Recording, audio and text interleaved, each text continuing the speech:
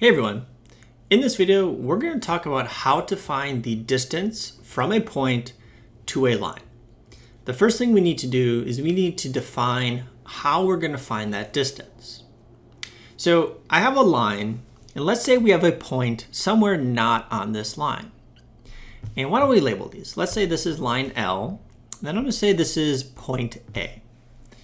If I want to find the distance from A to the line L, what I need is a very specific segment. So as you can see here, I actually could draw in a lot of different segments that lead to line L. And they're all different lengths. And because of that, mathematicians, we had to make a decision so that we could have consistency. So what we decided is that the distance from a point to a line is going to be the shortest possible distance. And the shortest possible distance is found by the segment that is perpendicular to the line. So if I go from A and I drop a segment straight down to L such that it forms a right angle, this segment, the length of that one, that's going to be my distance. Okay? All the other ones are longer than this, so we have the shortest possible distance. Okay, so to show you what I mean, let's take a look at an example. So I have a couple of segments in here, and what I want to do is I want to find the distance from the point A, and I want to find the distance to the line BD.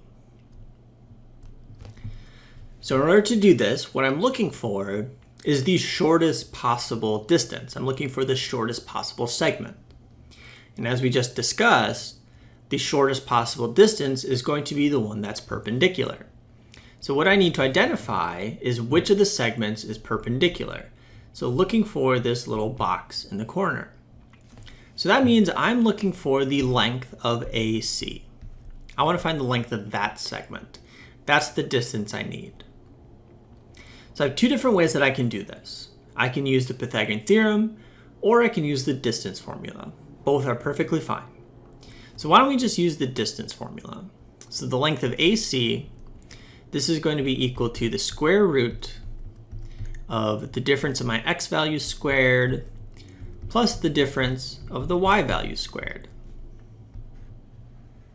So my 2 points are A and C, and then why don't I just label these? So I'm going to say A is going to be my x1, y1, and then I'm going to say that point C, this is going to be my x2 and y2.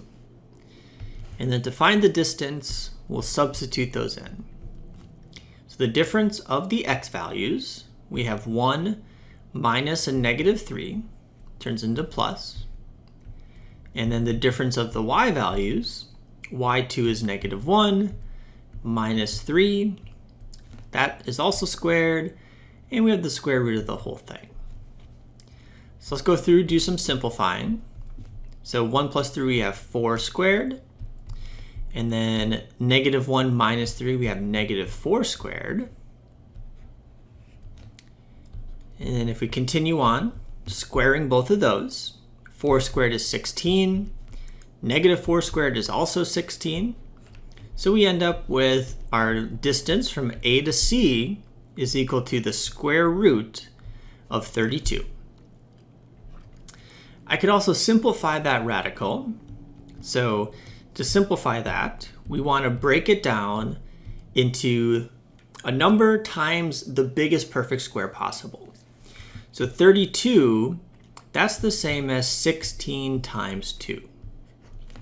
And then using the product rule for radicals, this is the same as the square root of 16 times the square root of 2. So the exact distance from A to C is 4 square roots of 2. And because AC was the segment that's perpendicular to the line BD, this is the distance. This is the shortest possible distance from that point to that line.